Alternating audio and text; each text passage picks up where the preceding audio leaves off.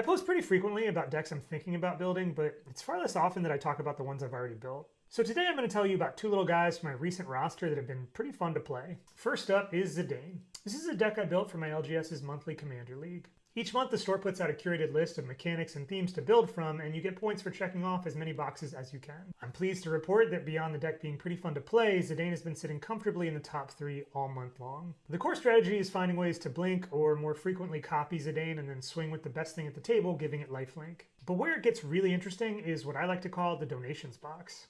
We've got Humble Defector and Yes Man for card draw, and our Xerox boys can make hasty copies to activate, letting you keep the original engine. It's also the best deck I've found so far to run Slicer, Alexios, and Karn, as you get treasure each time you send your sons off to war. It's currently bogged down by some points-related jank for the month, but I think once it's free of those restrictions, this one could be an all-timer for sure.